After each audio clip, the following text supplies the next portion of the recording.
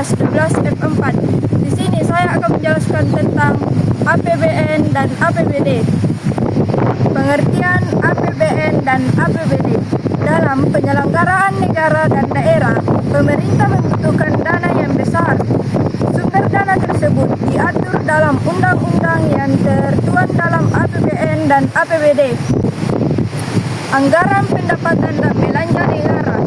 APBN diatur dalam Undang-Undang 1945 Pasal 23 Ayat 1, juga diatur dalam Undang-Undang Nomor 17 Tahun 2003 tentang Keuangan Negara.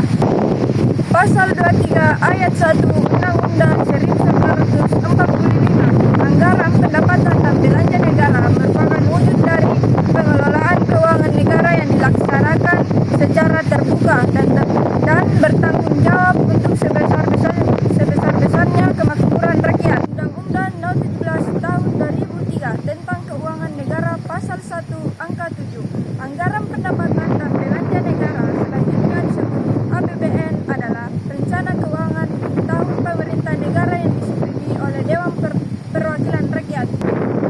Anggaran pendapatan dan belanja daerah. Anggaran pendapatan belanja daerah sebagai dasar dari satu tahun anggaran terhitung mulai 1 Januari sampai dengan 31 Desember. Dalam penyusunan rencana APBD, kepala daerah menetapkan prioritas dan plafon anggaran sebagai dasar penyusunan rencana dan anggaran satuan perangkat daerah berdasarkan potensi kerja yang akan dicapai. Undang-Undang Nomor 19 Tahun 2015 tentang Pemerintah Daerah Pasal 1 Angka 2, anggaran pendapatan belanja daerah. Selanjutnya di angka APBD adalah merencanakan keuangan tahunan daerah yang ditetapkan dengan Perda. Undang-Undang Nomor 17 Tahun 2003 tentang Keuangan Negara Pasal 1 Angka 8, anggaran pendapatan dan belanja daerah. Selanjutnya disebut APBD adalah rencana keuangan tahunan pemerintah daerah yang disetujui oleh Dewan Perwakilan Rakyat. Fungsi APBN dan APBD berdasarkan Undang-Undang Nomor 17 Tahun 2003 tentang Keuangan Negara Pasal 3 Angka 4, APBN dan APBD mempunyai beberapa fungsi yaitu 1. Fungsi otorisasi, 2. Fungsi perencanaan, 3. Fungsi pengawasan, 4. Fungsi alokasi, 5. Fungsi distribusi, dan yang terakhir fungsi stabilisasi. Yang pertama, fungsi otorisasi. Fungsi otorisasi mengandung arti bahwa anggaran negara menjadi dasar untuk melaksanakan pendapatan dan belanja pada tahun yang bersangkutan. Yang kedua, fungsi perencanaan. Fungsi perencanaan mengandung arti bahwa anggaran negara menjadi pedoman bagi manajemen dalam merencanakan kegiatan pada tahun yang bersangkutan. Yang ketiga, fungsi pengawasan.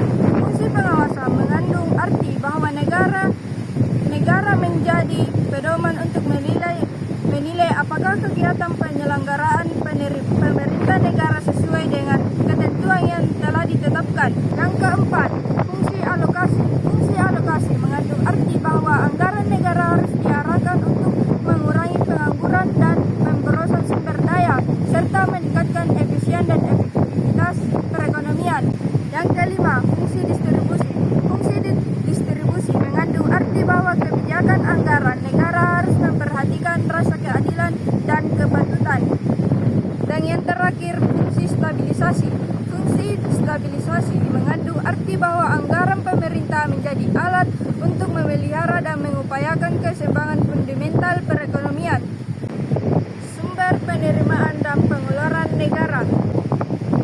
Sumber penerimaan negara. Menurut Undang-Undang Nomor 17 Tahun 2003 tentang Keuangan Negara, penerimaan negara merupakan uang yang masuk ke kas negara. Pendapatan negara terdiri atas penerimaan pajak, penerimaan negara bukan pajak, dan hibah.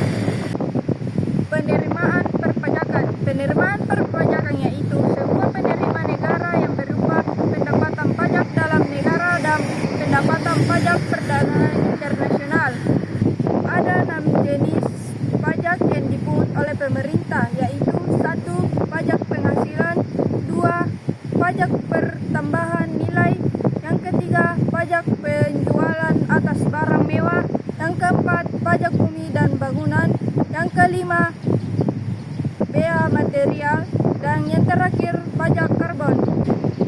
Penerimaan negara bukan pajak. Penerimaan negara bukan pajak diatur dalam Undang-Undang 29 tahun 2018 tentang penerimaan negara bukan pajak. Dalam undang-undang tersebut, penerimaan negara bukan pajak yang selanjutnya disingkat PNBP adalah pungutan yang dibayar oleh orang pribadi atau badan dengan memperoleh manfaat langsung maupun tidak langsung atas layanan atau pemanfaatan sumber daya dan hak yang diperoleh negara. Ada 6 objek penerimaan negara bukan pajak, yaitu 1. Pemanfaatan sumber daya alam. Yang kedua, pelayanan. Yang ketiga, pengelolaan kekayaan negara dipisahkan. Yang keempat, pengelolaan barang milik negara. Yang kelima, pengelolaan dana. Dan yang terakhir, hak negara lainnya. Pemanfaatan sumber daya alam. Pemanfaatan sumber daya alam adalah sumber penerimaan negara bukan pajak yang berasal dari pemanfaatan bumi, air, udara, ruang angkasa, dan kekayaan alam yang dimiliki oleh sebuah negara. Pelayanan. Pelayanan sebuah sumber negara bukan pajak yang meliputi berbagai bentuk penyediaan barang, jasa, dan pelayanan administratif yang akan menjadi satu tanggung jawab dari pemerintah, baik dalam pemenuhan kebutuhan masyarakat atau pelaksanaan ketentuan undang-undang yang berlaku.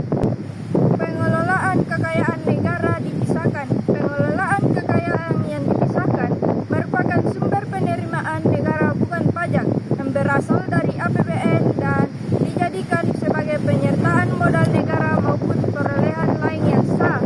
Pengelolaan barang milik negara. Pengelolaan barang milik negara merupakan kegiatan penggunaan, pemanfaatan, dan pemindatanganan seluruh barang yang akan dibeli maupun didapatkan atas beban APBN yang berasal dari perolehan nilai yang sah. Pengelolaan dana. Pengelolaan dana adalah pengelolaan atas dana pemerintah, baik dari APBN maupun pendapatan lain yang sah dengan tujuan tertentu. Hak negara lainnya. Hak negara lainnya merupakan hak negara yang dimiliki selain beberapa kategori oleh PNBP di atas. Hibah. Ada 6 jenis hibah, yaitu 1. Hibah langsung. Yang kedua, hibah melalui KPPN. Yang ketiga, hibah tanpa melalui KPPN. Yang keempat, hibah dalam negeri. Yang kelima, hibah luar negeri. Dan yang terakhir, hibah daerah. Jenis-jenis pengeluaran negara. Pengeluaran negara adalah uang yang keluar dari kas negara. Kas negara sendiri sebagai tempat penyimpanan uang negara yang ditentukan oleh Menteri Keuangan selaku bendahara umum negara untuk menampung seluruh penerimaan negara dan membayar seluruh pengeluaran negara. Jenis pengeluaran negara. Yang pertama, belanja pegawai. Pengeluaran belanja pegawai diberikan kepada pegawai negeri, pejabat negara, pensiunan, dan pegawai honorer yang akan diangkat sebagai pegawai di pemerintah, baik yang bertugas di dalam maupun di luar negeri. Yang kedua, belanja barang. Pengeluaran ini digunakan untuk membeli berbagai perlengkapan yang dapat digunakan dengan memproduksi barang dan jasa, pemeliharaan kepentingan masyarakat, serta perjalanan. Yang ketiga, belanja. Pengeluaran ini digunakan untuk menambah nilai atau memperoleh aset tetap dalam suatu periode. Dalam pembukaan nilai perolehan aset dihitung semua pendanaan yang dibutuhkan hingga aset tersebut ada dan siap untuk digunakan. Yang keempat, belanja subsidi.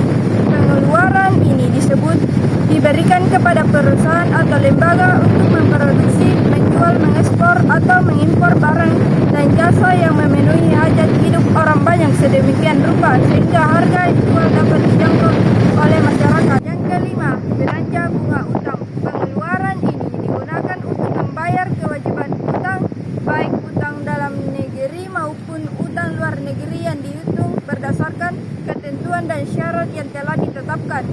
Yang keenam, belanja bantuan sosial. Pengeluaran belanja bantuan sosial berupa transfer uang atau barang yang diberikan oleh pemerintah pusat atau daerah kepada masyarakat guna melindungi dari kemungkinan terjadinya risiko sosial. Yang ketujuh, transfer ke daerah. Pengeluaran ini dialokasikan oleh negara kepada pemerintah daerah untuk memenuhi kebutuhannya. Ada beragam transfer daerah, yakni dana alokasi umum dan dana alokasi khusus, dan dana bagi hasil dan dana otonomi khusus. Dan yang terakhir, belanja hibah. Pengeluaran belanja hibah berbentuk pengalihan jasa, barang maupun uang dari negara ke institusi lain. Sumber penerimaan dan pengeluaran daerah. 1. Sumber penerimaan daerah. Pendapatan asli daerah. Pendapatan asli daerah adalah pendapatan yang diperoleh daerah dan dipungut berdasarkan peraturan daerah sesuai dengan peraturan perundang-undang. Pendapatan daerah diperoleh dengan perputaran ekonomi di daerah sebagai bentuk penambahan kekayaan daerah. Sumber pendapatan daerah berasal dari pajak daerah, retribusi daerah, kekayaan yang dipisahkan, dan nilai-nilai pendapatan asli daerah. Dana perimbangan.